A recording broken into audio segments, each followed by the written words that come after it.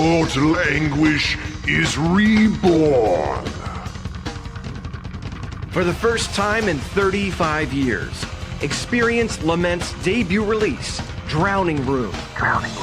Featuring previously unreleased tracks from the original sessions, fully remixed and remastered.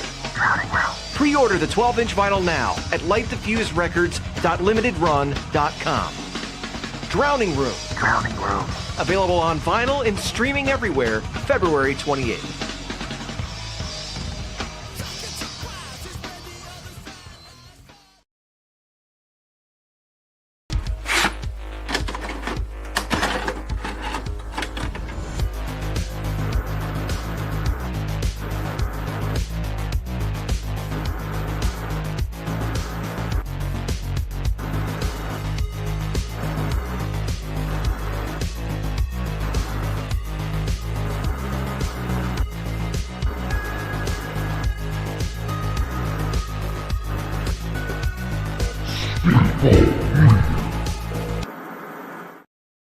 We're back live. This is the Spitball Media Podcast. We're going to spit out the top entertainment stories of the week, and there's a shit ton of them. Boy, it's a good week to talk about movies and entertainment. My name is John Draper. Joining me from the great state of Pennsylvania, his name is Shaheen. Shaheen, how are you, sir? What's going on, brother, man? It's getting a little warmer out. I'm happy. We're supposed to get like 4 snowstorms this week, but half of them got canceled so far, so I'm happy. Not too many complaints on my behalf. Well, I think that's enough with the snow and the cold. B-Show Brian, how are you? How is your area? You got better weather than us, which is unusual. It's like 25, 30, but like really sunny. So it's cool, man. I'm happy with this after having to dig out of fucking snow the past 2-3 weeks. Yeah, I got to tell you, I'm over it. I completely fell on the ice today walking my dog for a second time. And I'm getting a little too old for that fucking shit. Let me just tell you right now. I was gonna say, someone sees it too many times, they're gonna send you to a home, man. I know, that's the thing too. And it's like the dog don't care. Like she has no loyalty at all. Like it's just like what is this fucking cocksucker doing?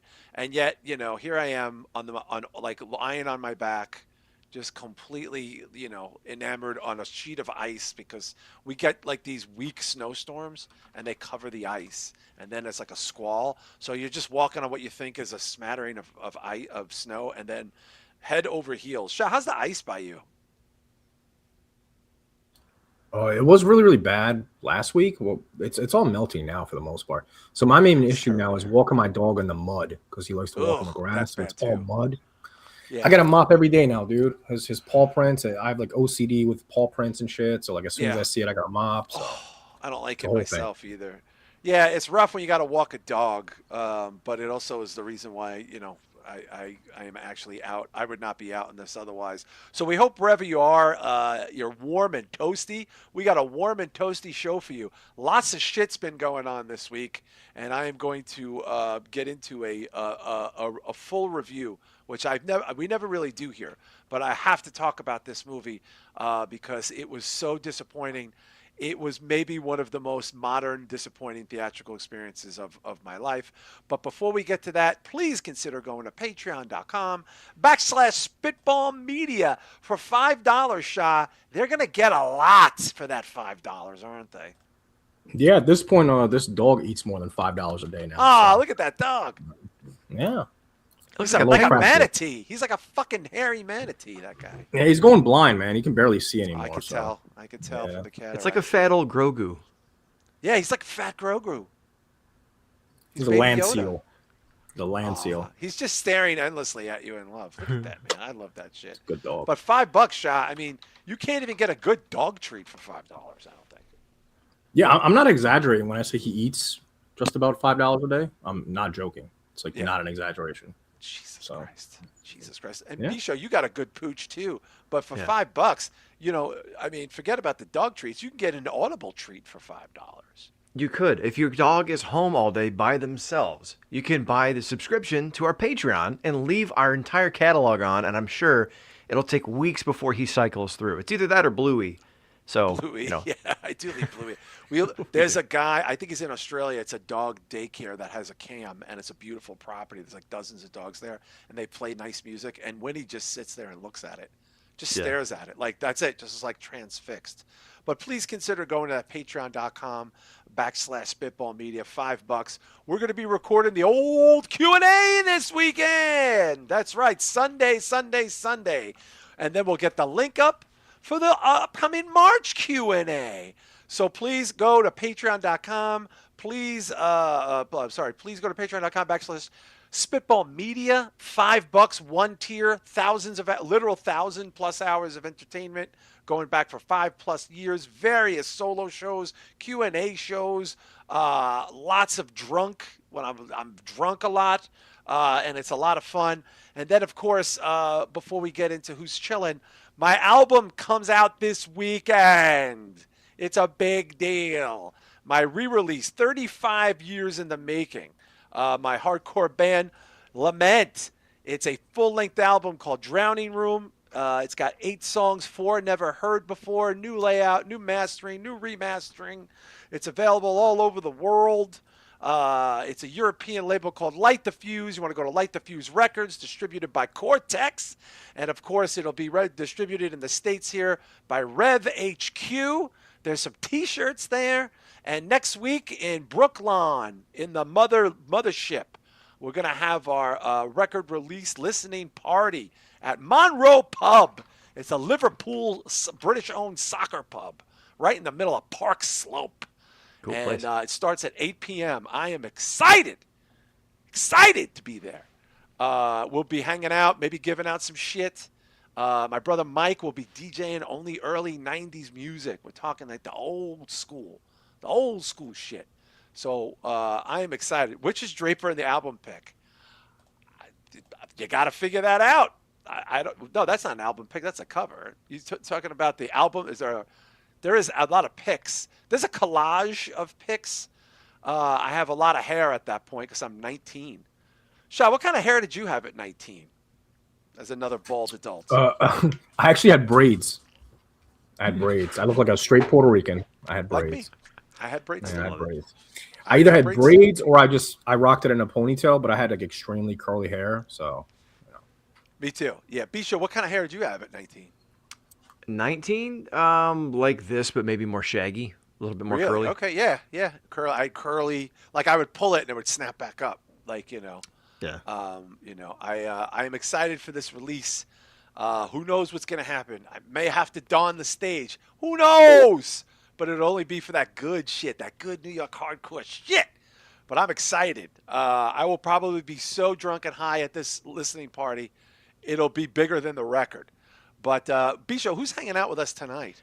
Well, speaking of that, Brother Joe says he wishes he could be there to help carry you out of the pub again. Yes, That's me I was at physically 20. removed. Wow, you look. Me at 20 right you there. look like a dude in Scarface, like hanging out with Tony Montana. Yeah, You do. You have a little Scarface there. You look like you're going door to door selling textbooks or something.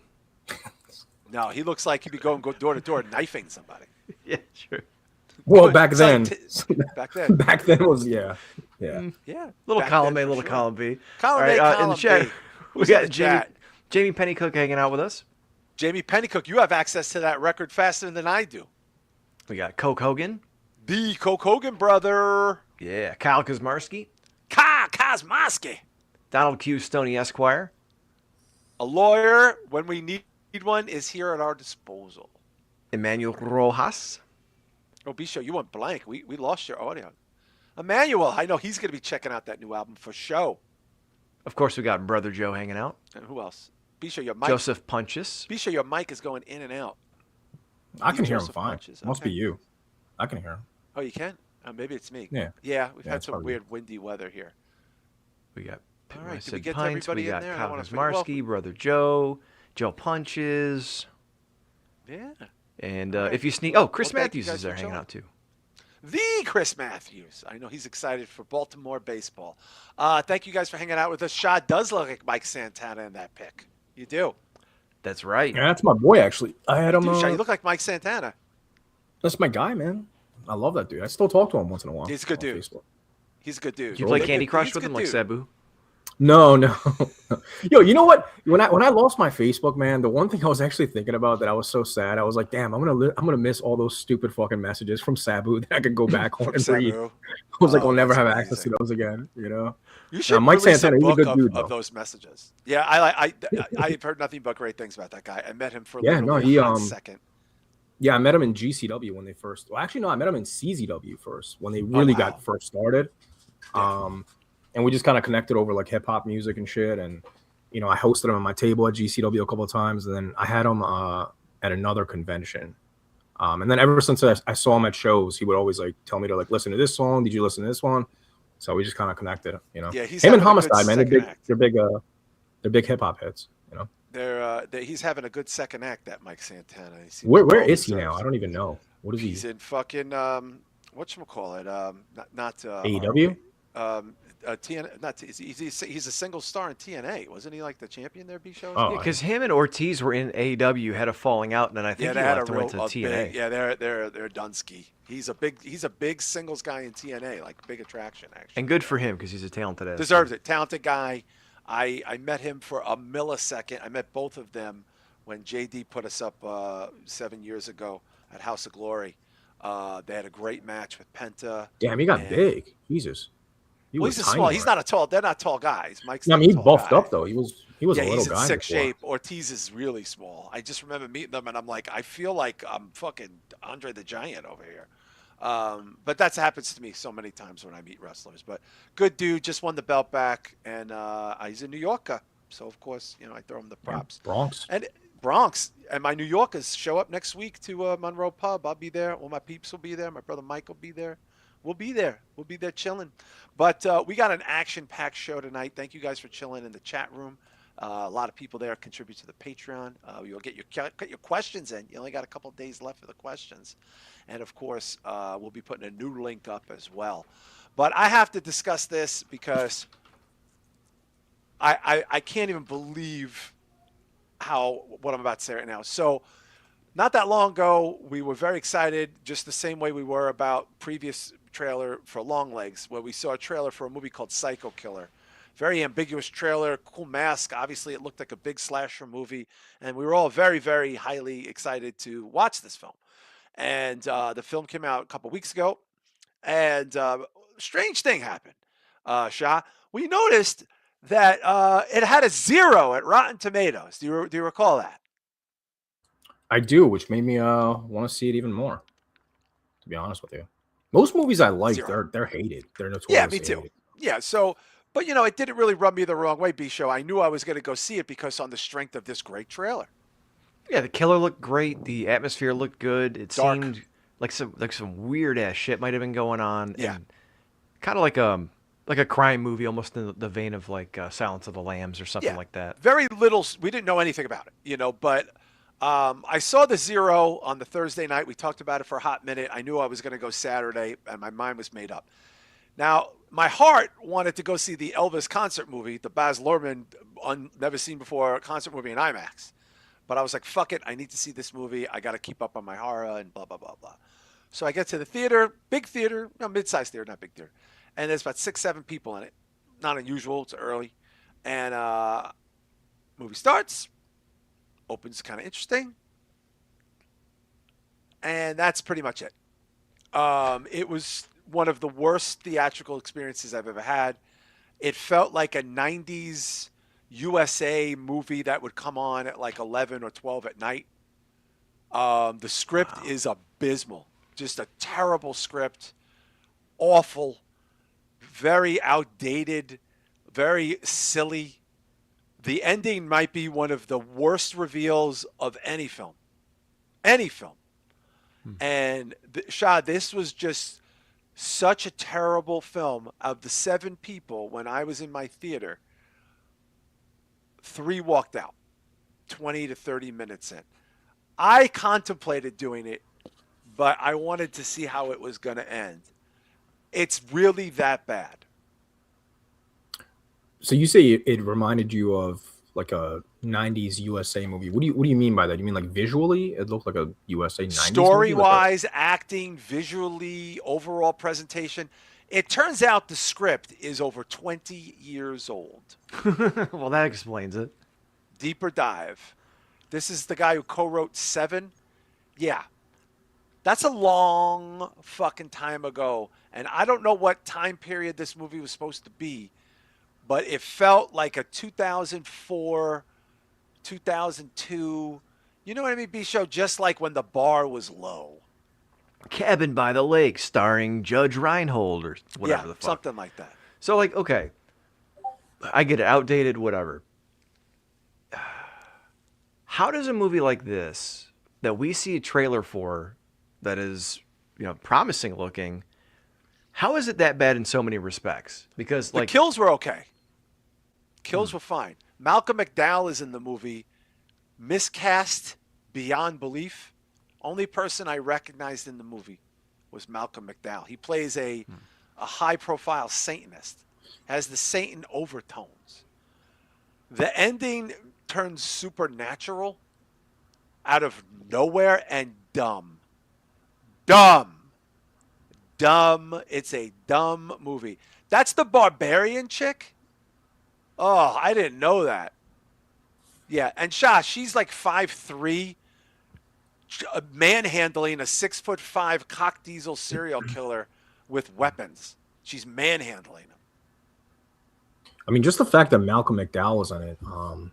To be honest with you, man, you're kind of selling me on this. I do want to check it out. You need to see it for yourself because you're not going to believe how outdated it conceptually is. Well, I don't know if that's going to bother me so much because, I mean, some of my favorite movies are older movies, so I don't necessarily think the script being an older script is going to bother me.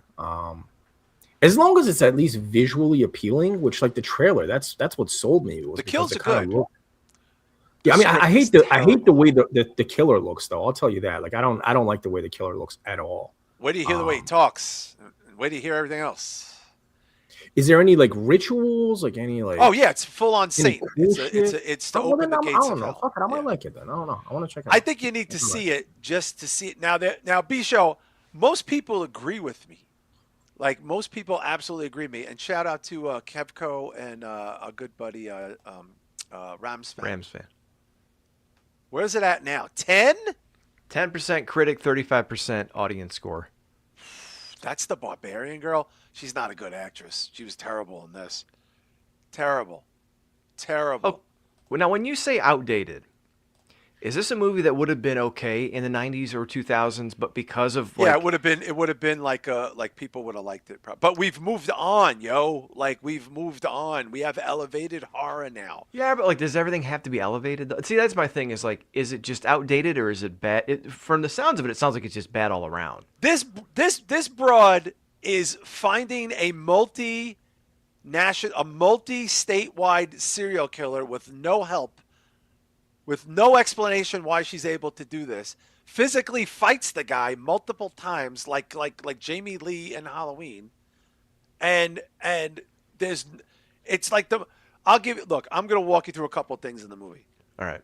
She's a trooper married to another trooper. The trooper pulls over the suspect, who was already an established Satan killer. He kills her husband. So she decides that she is going to track him down, even though she has no experience in any of this, and finds him so easily. While the FBI and hundreds of police, he's eluded these people from states to state to state. But this 5'3" racially ambiguous trooper is not only able to find him all by herself with very little work, can fight him when everyone who's come into contact with him has died viciously and violently. And it's another Yaz Queen thing. Okay. Well, because here's the thing. I was going to ask you, because I thought the same thing about Longlegs until I realized that the reason she could figure this shit out is because it was worked into it. Okay, so there is no reason. She just, hey, I'm there. Mary Sue kind of shit. Okay. Yeah. All right. Yeah. Shah, it could have been great. It could have been great, but it wasn't. I don't know, man. If I had to predict, I'm going to go ahead and say I'm probably going to like it, or at least hate it less than you. Because I feel like you're more of like a script guy. I don't really give a shit about like scripts and like. Yeah. I can forgive like a twist at the end or a bad ending as long as at least it's got cool kills. Like it has cool kills. The pacing is decent. I don't feel like I want to kill myself throughout the whole movie. Yeah, it's got shotgun shooting, stabbings, axing, a bunch of axing. I like axing. So it's a full blown satanic cult. 100%. Well, then I'm probably gonna like it, dude. Not only is it full on Satan, which I love, the satanic old school metal band Venom. They play my favorites. I've never in my life, you could have put a gun in my mouth and asked me if I would ever hear this band in a movie. The band Venom, the European metal band, has the song In League with Satan, my favorite Venom song. I listened to it on my way to get my second divorce. This is a true story. I swear to God. I'm not joking. I could back this up on Facebook. I was like, I'm literally waiting for my divorce hearing, listening to In League with Satan. And then I'm listening to this riff and I hear, that sounds like In League with Satan, because they have a black metal. The guy's a black metal fan. He wants to open the gates of hell. But wait till you find out what the gates of hell is, because that ain't the gates of hell. It's not. Is it in New Jersey? Yeah. It's in Pennsylvania. That's all I'm going to say. There is an actual quote unquote gates of hell in New Jersey. That's what I was saying. Yeah, it's called Patterson. But Bisho, I'm telling you, it's an outdated concept. Like, and I think do you that's suppose I haven't read anything about this movie. Back in like the 2000s or late 90s, Dimension Films would take all of these. Yeah, Pine says Ohio. Oh, Marquise, what's up? He says some people say it's Ohio. He says it's Trenton. Go ahead. But like what Dimension would do is they would get all these scripts constantly coming to them, and they would take these scripts and rework them and say, "Oh God, we need a Hellraiser. So here's this movie about space. Let's put Pinhead in space." Yeah. Do you think that with the success of Longlegs and a lot of the satanic movies coming out, that's why this was released? That maybe they had this sitting around and finally optioned it? Okay. It's a 20-year-old script.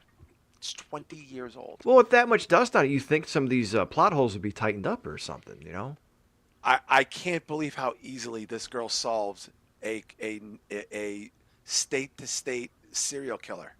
Like, it was with no experience. She's a state trooper. Which is funny, too. Her husband gets killed, right, in the first 2 minutes of the movie, which is the catalyst for the movie while she's hunting the guy. And there's no other police. Listen, I hate to be that guy, but I have to do this. When a policeman is shot and killed by a serial killer, the police presence is in the thousands. Like, police will come from 8 states away. This woman's sitting by herself, no help, nobody cares. I don't know what the point of that is. Like, just to stress that this Yas Queen is all alone in this environment. She talks to her father, who is obviously a cop too. And I'm like, if a serial killer shot a cop in the face, Shah, in Pennsylvania, how many cops would be sitting around? Like, what would the police presence be like at that? Thousands, right? Like, everywhere you go, you just see cops. But apparently they didn't care about this guy. Like, it's just very weird. Oh, man, it sounds like New York now. Have you seen what's going on in New York with the cops? Yeah, man? I know. It's very sad. Well, New York City, New York City, not New York. I should say New York City. Yeah. Not where I live. Anyway, I think everyone should see this just to G-check me. I will totally debate this to the end. But it's performing terribly, terrible reviews. Probably never should have made it to theaters. But I want to segue into another big story. The Scream 7, highly controversial Scream 7, Kevco, I think Kevco TV, did he just get out of the theater? B-Show, can we go back there? I think someone said the review of it was a oof. So, yeah, I would imagine. So I'm seeing mixed things because a lot of people are trying to tie the Melissa Barrera and the other fucking weirdo from Wednesday leaving, who's now just full-on freak, Jenna Ortega. I don't know what the fuck happened to that girl, but just something's wrong with her. Hollywood got her, man. Hollywood just, I think they brought her into the fucking meetings. Anyway, Neve Campbell came back, Kevin Williamson came back. They brought back, I don't know what the plot is. I was not going to see it because I felt Shah very burned out by the last 2 movies. I did not like them. But apparently there's a situation here where this is getting negatively review bombed by the Free Pally people to make up for the fact that this girl got fired, which seemingly no one really gives a fuck at the end of the day. Like if that's your vibe, that's a little silly. But Shah, what are you hearing about? So Jamie goes, all the white people protesting Scream 7. Shah, what have you heard about this Scream 7? Because I'm hearing mixed bag. I haven't heard anything, to be honest with you. I'm probably not gonna check it out myself. I haven't seen the last two until, well, I saw 5. I think I didn't see the last one though. Scream is probably one of my least favorite franchises. Like I am not a Scream fan, so like for me, there's literally zero excitement as far as a new Scream coming out. As far as like the whole, pro-Palestine squad like going against this, it's hilarious that they're protesting Scream 7, but they're quiet about like Iran. It's like, yes, yes, that is factual. What you're saying is not an opinion; it is a fucking hard fact. It's honestly silly at this point, man. I just look at everything so differently. It's just so stupid. Yeah. Like I saw the protests, and it's Bisho. It's just like it's not really having an impact on the film, but the negative review bombing is. But it's still, at the end of the day, Bisho, a very popular franchise with a global, decades-long audience. It is, but there's also another component to this too, and Chunky Larry hit on this. Shout out to Chunky Larry in the Creature Features podcast, I believe it is. Yeah. Oh, good friend. He talked about it on TikTok because people were talking about how it's hypocritical to say you're not going to see this movie because of whatever reason, but then everyone's going to go see it anyway. Well, that's and he basically said, no, I'm going to sit it out. And part of it wasn't just because of the Palestine thing. For Scream, was it 6, I think, when they went to New Vancouver, they kind of brushed past Neve Campbell. They did what horror franchises have done to Danielle Harris or Jamie Lee Curtis over the years, is they go, yeah, we know that you kind of helped us build this franchise, but here's like $50,000. And they're like, the fuck is $50,000? Oh, and we're probably going to write you off. And it's like, yeah, you can't show me some kind of love. So there's a lot of people who are pissed off over that and are mad that when they screwed the pooch with Melissa Barrera and the girl from Wednesday, right, that then they bring her back and then they give her all this money. That's Hollywood, though. That's sports, it is, that's entertainment. But that's what I'm saying is like, Hollywood. It's hard for me sometimes to interact. I've said this before in the horror community online because it's so very much like this. A lot like the performative stuff and advocacy, and I understand it's a safe space for people to express themselves, but this gets just ridiculous because I'm ambivalent to Scream. My son loves the franchise, my daughter likes it. I'm okay with it. I thought the last couple movies were fine, taking it in a different direction. However, now I don't know whether I want to go see this movie or not because I don't know if it really sucks or not. I don't know if it's good or not. Yeah, I see Hollywood people we follow on Twitter who are saying this is a good script and it's Kevin Williamson doing his thing and it's worth it. But then I see all these other people saying it's boring or it's terrible. And to be fair, someone said they took it back from being super gory, hyper violent, but they were leaning into that because Terrifier was getting popular. And if that's the case, great, because I'm sick of people getting fucking gutted like a fish and just like holding the thumbs up on the gurney as they pass by the camera at the end of the movie. Like, how many people are going to do that? So I'm going to ask you both this. Shah, realistically, what do you think is a more accurate understanding of this particular movie? That it's probably not bad and people are review bombing it for stupidity? You know what I mean? Or maybe it really does suck, which, by the way, I thought 5 was okay, but I thought 6 was dumb as fuck. It's probably a combination of both. It's kind of unfair for me to criticize it and say it could be bad because I haven't seen the last few. Yeah. But it could be probably a combination of both. It's the 7th one, dude. Once they get to like number 5, franchises are usually dog shit by then. So oh yeah. Would I be shocked that number 7 is terrible? No, but the fact that people are already just saying it's garbage because of some protest against Palestine or whatever the fuck. Yeah. Yeah. That's the girl that didn't want to do the movie or whatever, right? Yeah, she didn't want to do the movie. Meanwhile, it's the same studio. It's the same studio that's Ready or Not 2, but nobody's seen. And that's how stupid these protests are. Like, it's the same studio, but no one's protesting that movie. It's the same thing. What's the connection of the studio with Palestine? They probably have some loose connection to Israel. I don't know. I don't do a deep dive. So like that. Melissa Barrera spoke out against what was going on. Post, what is it, October 7th? What's October the date? 7th. So post October 7th, she was speaking out against like what was going on in Gaza and Palestine and all that stuff. So then, due to that, they claimed that she was asked not to return, or they told her she had to stop speaking about it. And because they tried to tell her to stop talking about it, she walked away from the project. And then, because of Jenna Ortega's schedule took off, they couldn't get her to come back. Jenna Ortega's a little too big to be a second banana in that franchise. She is. She's too big. See, the thing is, though, I do have a problem with that, though, like trying to censor people and tell them, oh, you can't speak up about this. I think there's more. I think that's not 100%. Well, plus, doesn't Larry Ellison, isn't he the head of Paramount, and Paramount owns Scream 7? Like, that's who has the rights to? Yeah, I think there's a little bit more nuance to it, though. I don't think it says. I don't know if they even offered her a contract as a result. I don't know. I think because the director left. This is Hollywood. You don't know. This is smoke and mirrors. You know what I mean? Also, how much of Hollywood and music industry is owned by Jews? Like, if you're going to hate this, you might as well just stop listening to music, like everything. Like that. Yeah. Well, I mean, that's what I'm saying. We have to stop pretending that we could shut people out because we don't like their politics. It's exhausting. It's exhausting.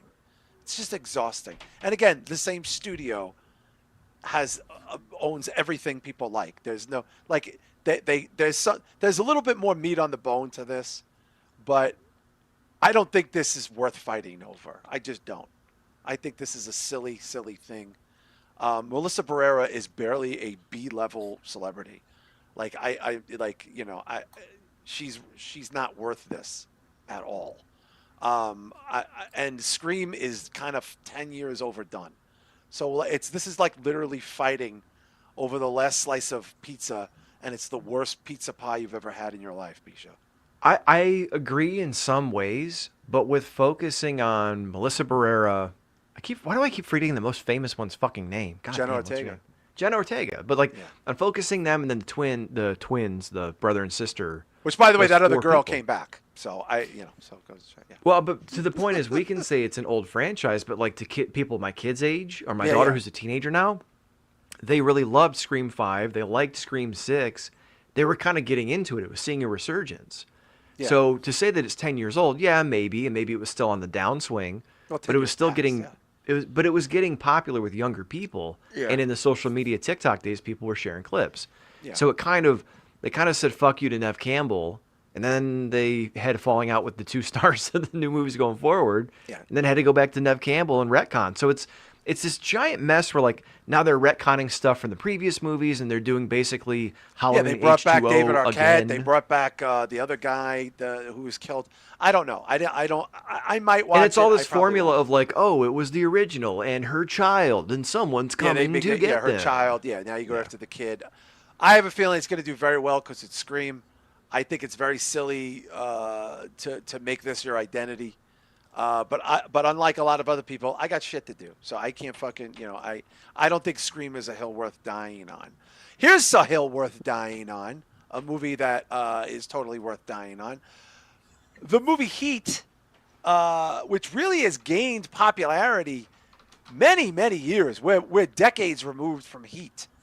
The Michael Mann, by the way, underperformed. Michael Mann, Al Pacino, Robert De Niro, Val Kilmer. Really, Shah, I think Heat's a cult movie. Would you say it's a cult movie? I wouldn't even say it's a cult movie. I'd say it's a classic. Like cult movies to me have like a much smaller following than these type of movies. Yeah. I would say it's honestly like a classic. It's it's up there with Goodfellas and Casino. Like it's mentioned with those movies. So but it really gained its popularity long after it came out. That's what makes it, I think, cult. It wasn't like this was some blockbuster at the time. Like it didn't get nominated for shit. People discovered it late in life. Anyway, the sequel is going. It is happening, and boy, this is one of the best casts you could wish for. It is also a B-show. It is also a rarity. It is a prequel and a sequel in the same movie. They have let us know very little about the plot. But it is also a prequel and a sequel to the original film, and this cast is all-star to the bone. That is wild, which means they must be doing some kind of like time jump. They are. I would imagine. That's why Pacino's in it. Yeah, that's wild. But that's a smart way to get everyone in there because, I mean, if you want to use original people, and then use some new ones, and I guess jump around a little bit. Is that Ana de Armas? Yeah. Holy shit! So let's talk about this cast. Listen to this cast, Shah. If you haven't seen it, it's incredible. It is Leonardo DiCaprio, Christian Bale, Austin Butler, Adam Driver, Ana de Armas, and Al Pacino. Shah, and Michael Mann. This is attached. This is going to be the movie of the year when this comes out. What's the last Michael Mann movie that came out? Did he do Ferrari? But no, that wasn't. Or was Michael. that De Palma? No, that was. We're in the same category of people. No, somebody did Ferrari. Yeah, I saw Ferrari. Michael Mann. I think it was Michael Mann, wasn't it? Collateral, Miami. Really? Oh, did he do Miami Vice? Yeah, he did Ferrari. Miami Vice. Right. Yeah, Ferrari. Ferrari. Yeah, right there. Ferrari was okay. It was okay. It was a good looking movie. I didn't think the script was very good. It's a good looking movie. But Shah, this is maybe one of the greatest casts you could ask for in a film. Yeah, I mean Al Pacino, Christian Bale and DiCaprio. That's a fucking triple header right there, man. I mean, yeah. But also Adam Driver. I believe Adam Driver plays the young De Niro character, Shah, and Leo plays possibly the younger Kilmer character. I mean, this is just, you're talking about A-list, new A-list. Oh, no, excuse me. I'm sorry, Shah. Austin Butler plays Val Kilmer. Yeah, I was going to say version. DiCaprio. Sorry, fucked up. DiCaprio plays the younger version of De Niro. Adam Driver, I believe, plays the... Bisho, do we know? Can we see? Because this is just all speculative. I don't know. Maybe Bale plays the younger De Niro character. But Al Pacino revives his character of the police officer post the regular film. I don't see any confirmations of who's who. Okay. I think that I'll try to find it on IMDb. Yeah. Shah, how excited are you about this movie? Like a 7 out of 10. I feel like I need to watch the movie Heat again. I bought it on 4K. And, I've watched it 100 times. I hated the 4K transfer because it's so fucking dark. Like you can barely see anything. There's a lot of daylight in that movie. Yeah, but it's just the transfer is dark. I feel like you need one of those OLED TVs to really enjoy it.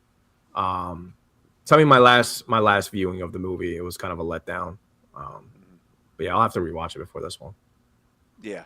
I think Driver plays the younger De Niro, Ryan. I don't know. It's not Bale. It all says rumored except for Leo, which is Chris Shiherlis. That's Kilmer. So okay. I believe that's Austin Butler. I believe that's already been confirmed. Bisho, how have you not seen this fucking movie? I don't know. I know the shootout scene. We've talked about that a few months ago when Val Kilmer died. Oh my God, it's the greatest. But I don't remember if I always used to confuse this one with Point Break. That's a little sacrilege, but I'll let that slide. No, I just mean conceptually. Like I've seen Point Break on TV 1,000 times, and then when I saw the stills from what's it called from Heat, I just assumed it was that, but yeah, I don't know. Yeah. Shah, I would say the shootout scene might be in my top 5 favorite film scenes of all time. It would probably be my top 20. I would probably say top 20. Definitely top 10 like shootouts and fight scenes though. I would say. Yeah. Old Boy is definitely up there. The Old Boy fight scene being number 1. I mean, that's just everyone's copied it. But I still haven't seen the French Connection. I know you've mentioned the French Connection. God almighty. The car scene in French Connection. Still haven't seen it, man. Who directed that? That is, oh my God, somebody not Sidney Lumet. Bisha, who directed French Connection? Somebody like legendary, Elie Kazan or something like Wasn't it the Exorcist director? William, I forget his name. Friedkin, yeah. Yeah, was it? Did he do the sequel too, Bisha? Let me find out. Yes, yeah. Shot like the French Connection. It's just you gotta like the acting. Roy Scheider, it's like so good. It's just and it's a true story. It's a real John story. Frankenheimer directed part 2. Frankenheimer did the second one. He's a good director too. These are not bad people. I'm excited for this. I'm a Heat junkie. They couldn't get better people. Honestly, they just couldn't get better people. Ana de Armas, God, she's like one of the best looking people alive. And I'm a big Michael Mann guy. I've seen all of those films. Somebody was just, I think Stavi Baby was talking about Miami Vice movie, how it's like like it's an disrespected classic. Shah, are you a fan of the Miami Vice movie? The one with Jamie Foxx? Yeah. I've never seen it. It's good, man. It's dark. Yeah. It's dark as fuck. Really? I remember it came out during like the Blockbuster days, and I would see it all the time. Never rented it. Right? Very dark. You've seen it, Bisha, right? Which one? The Miami Vice, the modern one. No. Oh, it's so good. I didn't want to because I remember watching syndicated Miami Vice in the 90s, and this is way darker because it's an R-rated film. Has a lot of violence to it. I'm a big fan, but we'll see how this goes. I'm sure we're going to get a lot of information on the Heat sequel. Rams fan, was it true to the show? Well, it was directed by Michael Mann, and that's Michael Mann's show, but it's R, so it has a lot of harder themes. Very, very. It's got a lot of more. It's deeper. It goes a lot deeper. I'm a big fan of the TV show. My brother Mike is a super fan. Old school Miami Vice is almost like TV noir. You watch that shit now. It's so good. But anyway, we have a couple of banging trailers that we're going to have to do a little deeper dive on because I am super, super excited about them. And they're all in the horror vein.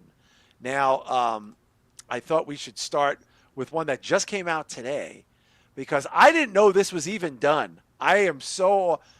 Two things I have to correct myself with. Damien Leone literally just announced that the script isn't even done for the new Terrifier. I thought it might be coming out this year. So that's obviously not happening. The script's not even done. So that's number one. And this next film is a sequel of I would say, a slightly controversial movie. It's the sequel to In a Violent Nature. Now, this is a movie either you loved or you hated. Shah, would you say that's fair? I don't think there's a lot of nuance to In a Violent Nature, people. Yeah, I would agree with that. I think most people like it, though. You know, I haven't seen too many people shit on it. Yeah, well, some people shit on it. They said it's like a video game walking the whole movie. B-Show, you loved it, right? I thought it was great. Following him was a little bit slow, and I think that was the only critique everyone had. They loved the kills. They loved the concept, even though it was pretty derivative. It was just it was almost like if you cut 10 minutes of the following him out of it, it would have been perfect. I kind of liked that, actually. I kind of liked it. And I will say, I think I'm the only one. I saw it in a theater. Did either of you see it in a theater? It was very different experience in a theater, especially the quietness. Very different. There's a tension there. But some people didn't love it. They thought it was kind of overrated. I do think the yoga girl scene people will be talking about that for 30 fucking years. People will be talking about that. I think that was when that happened, seeing that in a theater, they were literally like, holy shit. Like people like, fuck. You go, holy shit. Because it was just so fast and in your face and quiet. You know, there's no music or anything like that. And the ending, I think, put some people off to it. Anyway, I'm excited to discuss this trailer with you because the trailer, it is coming out soon, and the trailer came out today. This is the sequel. It's just called In a Violent Nature 2. Electric Boogaloo.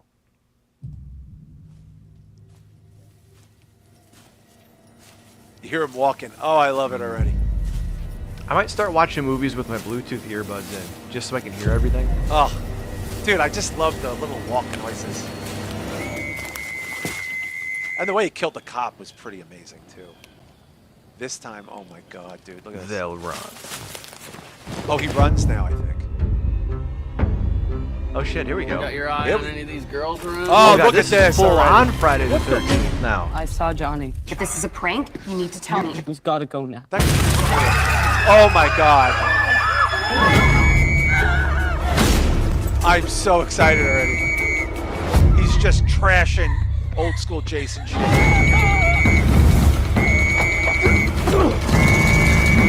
Oh, Jesus Christ.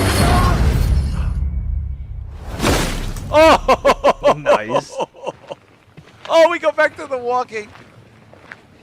Coming to... Yo. Okay. Shah, I'm going to start with you. This was in my opinion, this was the only way to go with this motherfucker.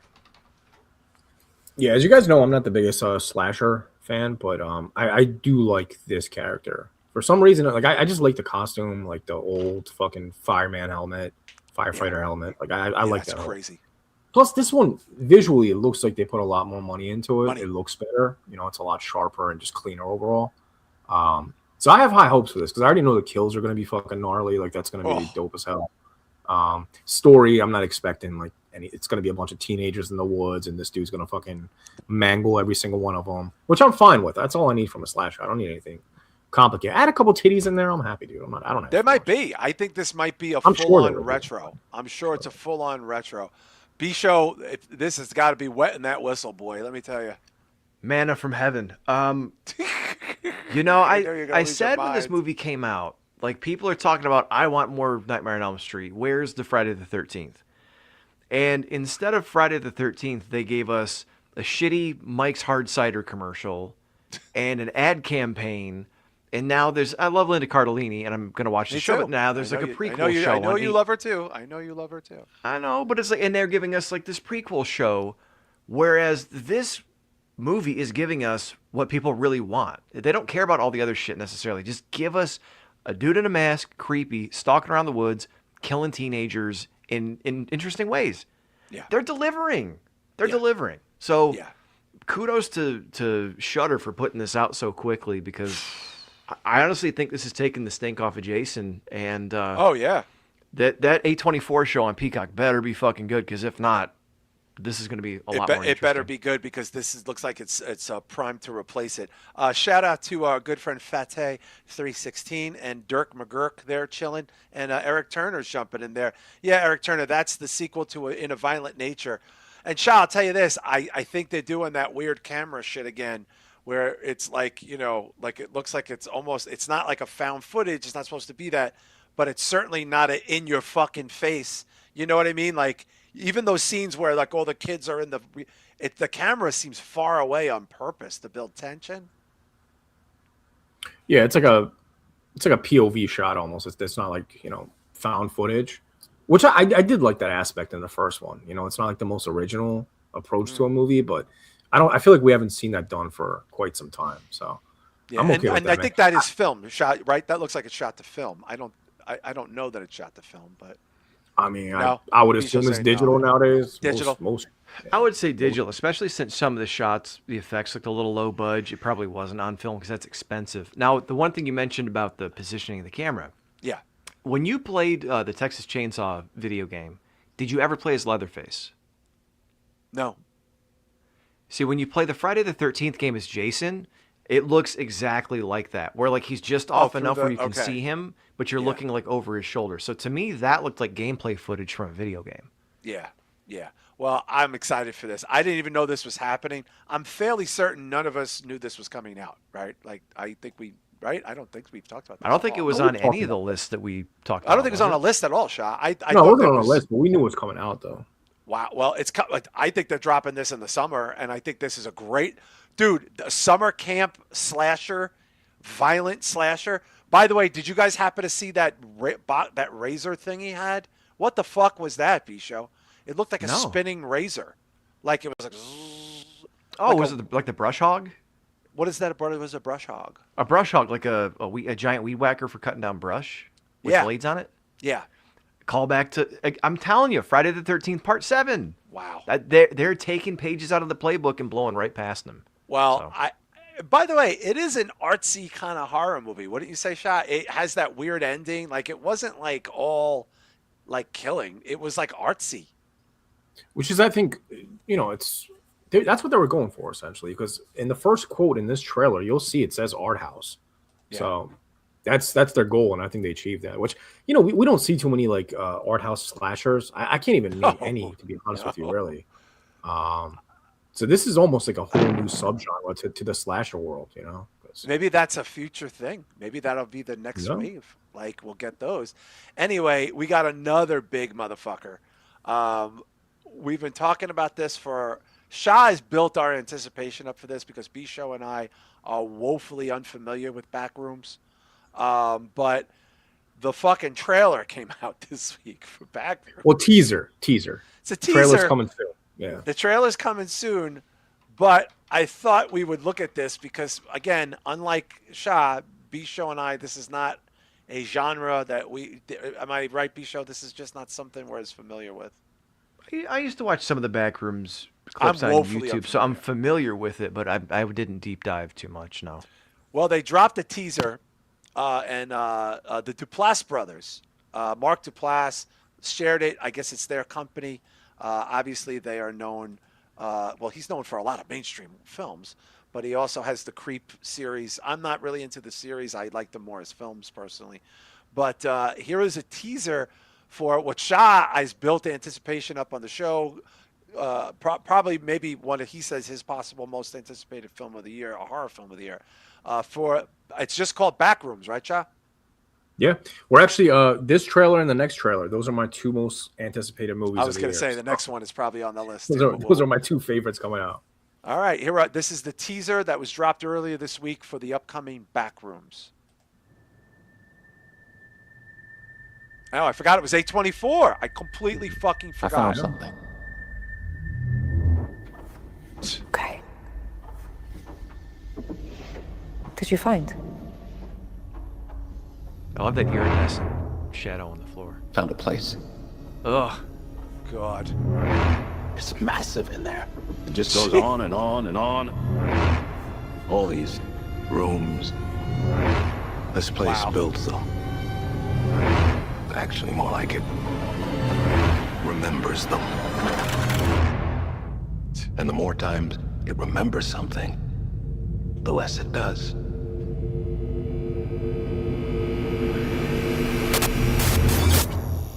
Wow, May 29th is okay. B-Show, can we day pull before up my birthday, man? This is the best birthday present for me. B-Show, can we pull up what the plot is supposed to be? Because I don't know how much of this is taken from the viral video Backrooms and so forth. Shah, just for people that might not be on this level here, can you explain to people what Backrooms videos are, please? I mean, it's kind of a mystery. There's no plot to it, really. It's just endless office space rooms. So this is kind of like, I guess you would categorize it as analog horror. Yes. And basically, you get lost in these rooms, and they continuously just repeat themselves. So you're basically lost in a maze, and these robotic, like, surreal creatures start to chase you around. That's pretty much it. I mean, there's different variations of it. There's really no plot behind. Unless is it a one shot? Is it one shot all the time? Like, are they cut camera on it? Is it one? No, shot? they cut cameras. Okay. For some reason, I thought it was just perpetual. No. So this guy that's directing this movie, he's 20 years old. So he's the one that came up with this concept. But there's many other content creators that kind of took it and ran with it. So there's some that do one shot, but this guy, he started it all. So. And basically, this guy is the youngest A24 director at 20. This kid basically taught himself Blender, which is a 3D animation program, and used it to create a series of videos on YouTube. And A24 picked him up and gave him a deal, basically. According to IMDb, it just says a strange doorway appears in the basement of a furniture showroom. And a lot of these backrooms are built on liminal spaces, which are basically old empty malls and old office suites and but stairwells. Are they real, or is it always AI? It depends. Some people make videos in, like, I've seen some on TikTok where people actually film in old, like, office spaces and make movies out of that. Okay. And then they'll animate a monster or something. But it's basically all these places, and it's creepy because it's places where you normally would see people. Right. But because there's no one there, it seems eerie and abandoned, and it also pulls back to, like, nostalgia. Like, I've seen people make videos where it's like, hey, it's an abandoned Chuck E. Cheese type of place. So it's got this eerie, creepy vibe to it for really no reason. Mm-hmm. Well, I am excited about this. Now, Shia, when you say robot creature, like just robots attack you? What is how do robots enter into this? I mean, they kind of look like robots. I don't know. Bijou, can you pull up maybe a picture of the creature? Because there's one famous one that I think he used over and over again. It almost looks like Johnny Five. And who's MC Escher? Isn't that an artist? Are people talking about Escher in the chat room? Yeah, they asked who designed the movie because of the room and the way it was set up. Escher's an artist, right? MC Escher's a famous artist, right? I think he's talking about the design of the Oh, the design. Okay. Yeah, no, I didn't know what the fuck was going on. I'm like, okay. MC Escher directed this movie. Holy shit! No, I was like, what the? I was like, Escher. Those are paintings, right? Those are like, those. Yeah, it's like the staircases that build on each other. Yeah, of course. Yeah, okay. I was like, it was joking. Yeah, you got it. Oh, okay. I can't find the one. Oh, here. I like the robot concept. I'm just wondering how this is going to translate in a film. Like, you know what I'm saying, Shah? Like with dialogue and actors, you know? Yo, real random, but since you guys are talking about artists becoming directors, can you imagine if Salvador Dali was still alive and A24 let him make a movie, man? Dude, I would literally shit my pants at the theater. Oh, yeah. If Dali fucking made a movie, oh my God. Hell yeah. Yeah, check this out. This is Is there a way to make it bigger? Okay, so this is... My wife's been asking me that for 15 years. What is this?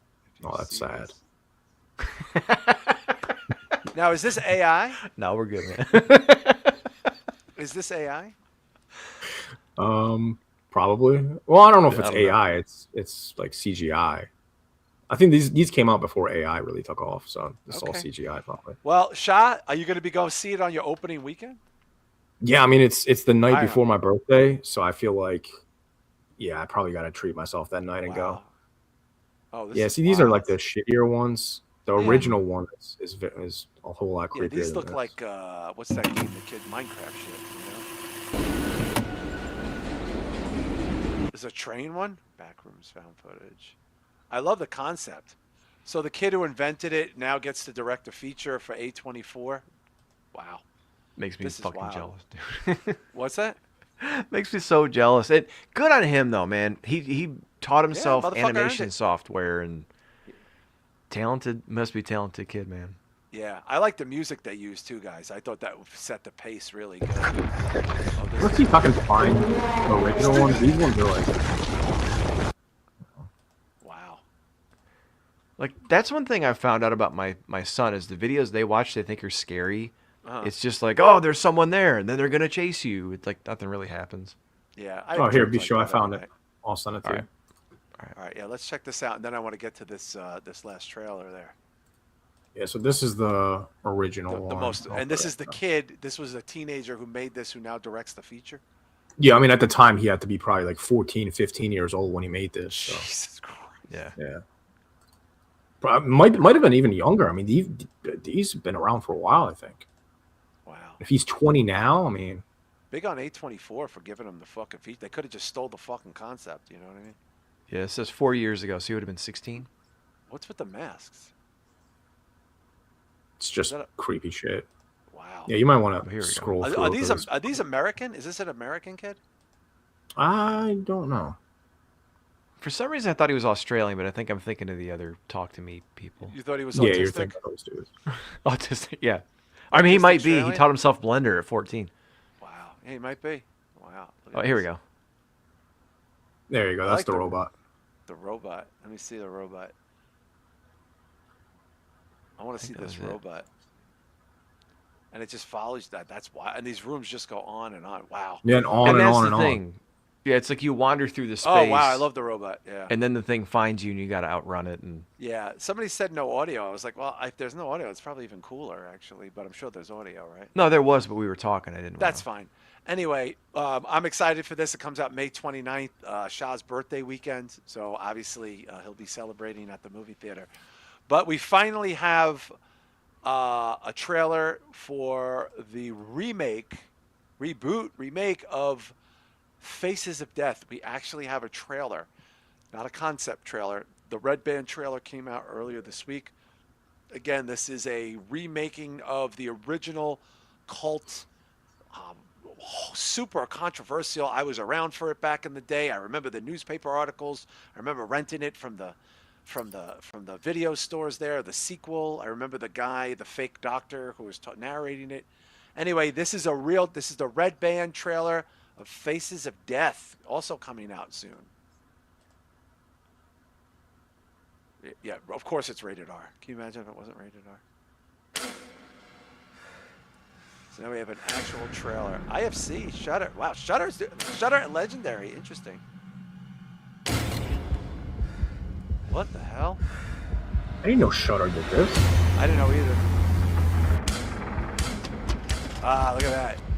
It's like the opening of our show, B-Show. Yeah, no shit. Look at this. Look at this. Wow. Now it is We need a VHS with Spitball Media on it. That's what many faces of death. Oh shit.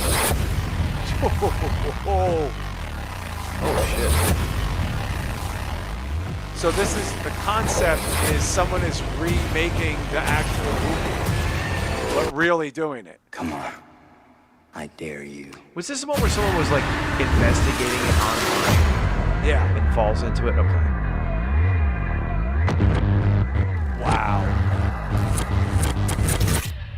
Well, wow, this comes out soon. Shit, this comes out in 2 weeks. No, April. Not.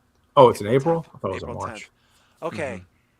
That's a 6 weeks? fucking really good trailer for two reasons. One, it's brutal, and two, B-Show, it just kind of whets your appetite. You don't really know what's actually going on. I know it gives you enough creepiness with the mannequins and with the shooting and the person that looks like they might be trapped and against their will. Yeah, let's see. 2026 Faces of Death remake follows a female content moderator. That's what it was. Yeah, she's content a podcast or moderator. something. Yeah. For a major video platform who discovers a series of violent viral videos that appear to be reenactments of murders from the 1978 film. As she investigates, she struggles to determine if the disturbing footage is staged or real-time violence. Yeah, and I believe, Shah, it's someone is remaking it, but for real, and they're sending it to this girl as a content creator. Which I think is honestly a really dope twist on the movie. Because I was wondering how they're going to approach this. I was like, well, you can't really just like copy Faces of Death. And so this is a good way to get around the concept. I did like the original trailer more than this one.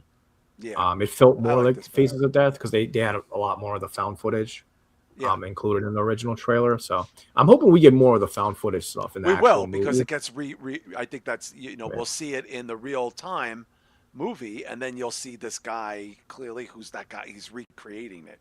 Yeah. You know what I mean? I don't know, Bisha. I think this has a lot of potential too. I think this has it's going to have a lot of hype on it. I think so too, and especially being a Shudder movie, there's going to be a lot of people watching it. It's hard when you update a franchise like that is so, I guess, infamous. It has a reputation that precedes it. It's hard to update it for modern audiences without taking it too far away from. Yeah, losing what's important about it for sure. But at the same time, I think this is a smart way to go. And Rams fan says content creator and podcaster is becoming a trope in horror. It is, and it will pass. It'll become passé at some point. But that's kind of where we're at right now in culture. That's like, Joe Rogan is the modern Oprah, and he's a podcaster. Right. I mean, that's where we are. And eventually, it'll be AI, and then it'll be something else. But this actually makes sense, though, because as they mentioned, every generation has its initiation, right? So the Faces of Death before, it was, you got to watch this movie. Can you make it through? Now they're taking that one step further for the internet generation and actually tying it into the story. So my question is it going to come off too much like VHS? That's my thing. But we'll find out. I will say this. I found the music. Shah, you know what the music reminded me of? A Serbian film. Like it had that like synthwave UK, like European, like being. Yeah, I'd have to listen to it again. The music didn't even register. Oh yeah, no, the music hit me. B-Show, that was total synthwave shit, like 100%. Like the big, yeah. Like the not the like dubs hit, but the bass hits and the. Yeah, no, it was like it reminded me of a Serbian film in that regard. I have high hopes for all three of these fucking movies. I have a feeling we're going to be talking about all three of these movies every time they come out. We have when does this? Oh my God, they all come out relatively around the same time, April to May, if I'm not mistaken. It wasn't this one April 11th or something like that? April May one's 29th, April now. 10th, and when is we don't have a date for No, I just said coming soon. We don't have a date for In a Violent Nature, but there's no way that's not a summertime movie to me. It's based on a summer camp. I would be low to think that they would not put that out, be show in the summer or late May. It just says 2026 and nothing for sure. I think that's got to be like Coke Hogan new wave music. I think it's got to be either summer or Halloween. You put that out Halloween time, knock out of the fucking park. I would say summer before the Peacock show comes out, man. Yeah. That'd be perfect. Yeah, that's right, because you don't want that anywhere near the fucking Peacock show. But wow, very excited. Wow, some fucking interesting trailers. A lot of good stuff happening with the films, and of course, Ready or Not 2. There's some hype on that too. That's going to be a horror movie for March. We already got the docket lined up, and we got some interesting movies we're going to talk about in the post show coming up. But we're going to be heading out now. Please, if you're a part of the Patreon, get your questions in. We'll be dropping the Q&A on Sunday. And, of course, you could join the Patreon. $5 get you in the door. Patreon.com/spitballmedia. Shout out to our pals. We have Hey Now Rich Dow's podcast. We also have the Minorities Report. Take a cue from Don Stoney. Minorities is his report. The Minorities Report, right? The Minorities Report, yeah. The Minorities Report, of course, the Wrestling Soup, and, of course, the Don Tony. Necromaniacs, they just did Nighthawks, Shah. You ever see Nighthawks with Stallone? It's really good.